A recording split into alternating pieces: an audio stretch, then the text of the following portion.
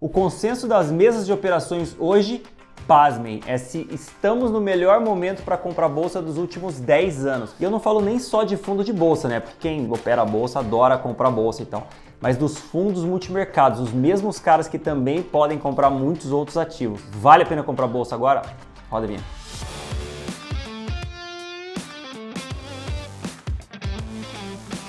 Então vamos lá, pessoal, como sempre, meu nome é Bruce Barbosa e eu adoro ações, né? Sou analista de ações aqui da Nord. Mas um negócio assim me pegou bastante desprevenido. A gente fez um evento no final de semana pro Clube Nord e tal, com vários dos melhores gestores do Brasil, economistas e tudo mais. E um negócio que eu fiquei bastante assustado. Um gestor de fundo multimercado falando que hoje é o melhor momento para comprar bolsa dos últimos 10 anos. E fiquei pensando bastante nisso, né, no final de semana. Obviamente, eu sou um grande entusiasta de bolsa. Então assim, putz, cara, será que eu tô meio pessimista demais, dolarizando o portfólio, talvez buscando oportunidades lá fora, mas as oportunidades estão aqui na nossa frente, hoje? E assim, eu acho que depende muito da política econômica, né? Então acaba virando uma análise meio política. Porque assim, se você pegar um corte de todos os governos lá, desde o Lula 1, Lula 2, Dilma 1, Dilma 2, governo Temer e governo Bolsonaro, que também só teve um, todos os governos que começaram, né, o governo inteiro, que economizaram, que tiveram restrição de gastos e o juro conseguiu cair, né? A Selic caiu, a bolsa explodiu. Então assim, Lula 1 foi muito bem, a bolsa subiu muito, o CDI subiu também, né? O CDI quando o Lula assumiu era tipo 26%, caiu para 13%.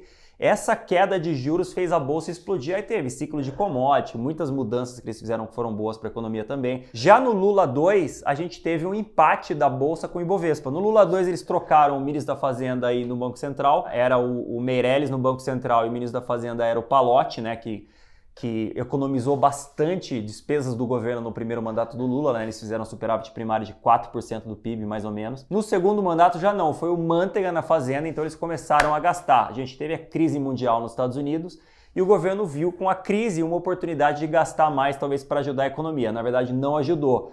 Os juros ficaram parados, subiram um pouquinho e o CDI meio que empatou com a bolsa nesse período. Você pode até checar o gráfico depois. Já no governo Dilma, todo mundo sabe, né? Gastou demais, o CDI subiu bastante e a bolsa caiu bastante. No governo Temer, a gente teve de novo um ajuste de contas. O que aconteceu? O Temer assumiu o governo com CDI a 14,25%, caiu para 6,5% quando ele entregou o governo para o Bolsonaro. Então essa queda de juros permitiu que a bolsa desse mais ou menos 3 vezes o CDI no período. Então o governo Temer foi muito bom. Já no governo Bolsonaro, mais ou menos.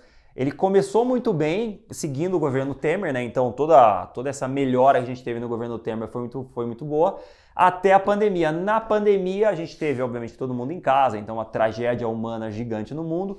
Os governos mundiais gastaram muito, o governo brasileiro gastou muito. Então a bolsa caiu, depois ela tentou subir, né, bateu na máxima e ficou mais ou menos por ali. Por quê? Porque o governo gastou demais, o CDI caiu para 2%. O CDI que o Bolsonaro assumiu estava em 6,5%, né? Caiu para 2% na pandemia e voltou para 13,75% que a gente tem agora, mais ou menos, né? Que é o maior juro real do mundo, é uma tragédia e tudo mais. E esse juro fez a bolsa cair bastante, né? Hoje a gente está nos menores múltiplos da história, quer dizer, você paga os menores preços da história para comprar ações na bolsa hoje. Mas e para frente? O que vai acontecer, né? O Brasil vai muito bem ou o Brasil vai muito mal? É uma ótima oportunidade para comprar empresas brasileiras ou mais um fogo de palha, né? Mais um governo em que o governo vai gastar demais e vai emburacar a economia porque os juros vai ficar muito alto. Tem um negócio que saiu do Stuberger no Brasil Journal esses dias, e não só ele, tem vários outros economistas, gestores falando a mesma coisa. Quando o governo Lula assumiu, ele tinha a faca e o queijo na mão para simplesmente tocar a economia para frente, o juro cair lá na frente e o Brasil voar. Só que eles resolveram começar gastando demais, começaram a atacar, por exemplo, atacar o Banco Central, reduzir o juro de consignado numa canetada, taxar exportações, que também é um negócio que não se faz. Então, assim, hoje a gente ainda está nesse momento turbulento. Precisamos ver se o governo vai aprender o que ele precisa fazer e vai tomar o caminho do crescimento econômico. Se o governo Lula tomar o caminho do crescimento econômico, escutar mais o Haddad, eu nunca achei que fosse falar isso na minha vida, mas se o governo escutar o Haddad, que é a voz da claridade econômica nesse governo, esse é um ótimo momento de compra. Compre muita bolsa. Os próximos 10 anos serão maravilhosos para quem comprou a bolsa nesse momento. Tipo no fundo da crise da pandemia, tipo no fundo da crise do subprime em 2008. Mas Se o governo decidir que vai gastar demais e o Haddad ficar muito fraco no governo, aí pode ser que a gente tenha problemas, o CDI com certeza vai ganhar do Ibovespa nesse prazo. Então vamos lá, mas fala, putz, Bruno, você fica nesse papo aí de macro e de política, nananã, não convence ninguém, vamos lá. Vamos falar de ações então, vamos falar de papéis. O que eu acho? Eu estou dolarizando meu portfólio justamente para evitar que, se o governo decida tomar o caminho de maiores gastos, o meu portfólio está protegido em empresas que estão dolarizadas. Então, se o Brasil emburacar, se o dólar subir, elas ganham dinheiro.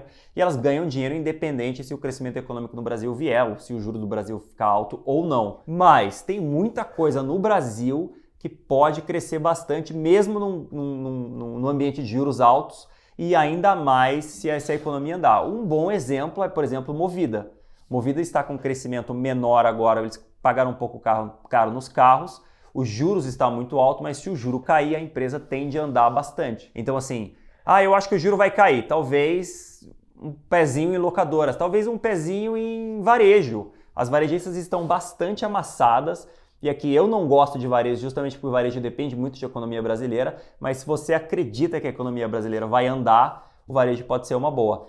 Eu não tenho varejo porque eu não gosto de investir imaginando que alguma coisa vai acontecer. Então assim, putz, se o varejo andar, vai bem. Se o varejo não andar, não vai bem. Então assim, eu prefiro comprar empresas, por exemplo, PetroRio, que é uma exportadora de petróleo, que vai bem se o varejo andar, vai bem se o varejo não andar, vai bem se o juro estiver alto, vai bem se o juro estiver baixo, vai bem se o dólar subir, vai bem se o dólar ficar parado, vai bem se o dólar cair, porque ela já tem o crescimento de produção contratado. Outro negócio legal para você comprar agora, né, são grandes bancos. Grandes bancos vão muito bem em ambiente de juros altos, tanto que se você olhar na Bolsa Argentina, ela tem grande parte do Merval, né, que é o índice argentino, é feito de bancos e empresas do agro, né, empresas exportadoras da Argentina. Por quê? Porque são as empresas que sobreviveram à crise na Argentina. Então, assim, os grandes bancos sobrevivem, os grandes bancos no Brasil estão extremamente baratos, pagam dividendos para quem gosta, né? Eu prefiro ação que cresce mais, mas pagam belos dividendos e tem algumas coisas que eu acho muito interessantes. Dentro dos bancos, eu gosto de BTG. Por quê? Porque o BTG consegue crescer com juros altos, com juros baixos. O BTG tem várias linhas que estão indo muito bem, mesmo com o mercado de capitais mais fraco, né? Porque o banco faz aquisições, faz IPO, faz emissão de dívida. Então eles conseguem, mesmo com os juros mais altos, a economia pior, também ir muito bem. Agora eles tiveram um baque forte por causa do prejuízo com Americanas, né? Mas isso vai sair do balanço, então já ela volta a se recuperar. Tem um negócio que é muito interessante de BTG, os sócios do BTG recorrentemente compram as ações quando as ações caem demais. Então assim, esse é um momento que provavelmente eles não anunciaram ainda, mas provavelmente os acionistas do BTG, os sócios do BTG, estão comprando ações do banco. Então assim, se eu fosse você, eu compraria junto com eles. Eu não gosto dos grandes bancos porque eu gosto mais de BTG. Eu acho que o BTG tem uma oportunidade de crescimento maior. Os grandes bancos podem sofrer mais com inadimplência. A carteira de crédito do BTG é menor, então provavelmente ele sofre menos por aí. Então assim, grande resumão. Você fala, nossa cara, eu não aguento mais esse Brasil. O Brasil vai para o buraco de vez. Temos aqui um relatório com as 3 melhores empresas americanas que ganham dinheiro em dólar, que não tem nada a ver com o Brasil, que estão protegidas de qualquer político, econômico e qualquer coisa no Brasil. Dê uma olhada nesse relatório, está muito interessante. O César, que toca o Global, está indo super bem lá fora, mesmo com o S&P caindo, está ganhando bem do índice, né? Então está escolhendo ações muito boas e fazendo uns trades táticos muito legais. Dê uma olhada. Se você, como eu, acha que, cara, a gente pode ir para os dois lados, eu acho que nesse momento tem muitas empresas exportadoras no Brasil, como a PetroRio, por exemplo, que conseguem ganhar dinheiro em qualquer cenário. Ela foi impactada agora pelo imposto sobre exportações e o petróleo caiu um pouco. Mas assim, tem muito potencial a longo prazo. O primeiro trimestre da empresa vai ser muito bom. Eles vão vender muito mais petróleo do que eles venderam no trimestre passado. Então vá no Antitrader. Se você acha que, nossa, não, o Brasil está pronto, é a melhor oportunidade de comprar Brasil dos próximos 10 anos, porque eu acredito que o Haddad vai conseguir implementar uma política econômica que vai ser extremamente vencedora a longo prazo, aí eu acredito que você deve comprar coisas mais relacionadas a small caps no Brasil, né? O índice de small caps caiu muito nos últimos anos, muito mais que o Ibovespa. Então, assim, o Ibovespa não reflete o que está acontecendo com as small caps. Tem muita coisa barata. Se você quer um negócio fácil, diversificado, compre o índice de small caps, chama Small 11, super fácil de comprar. Se você quer alguma coisa mais específica, temos o relatório de small caps da Norte também, muito bom, com muitas empresas muito boas lá dentro.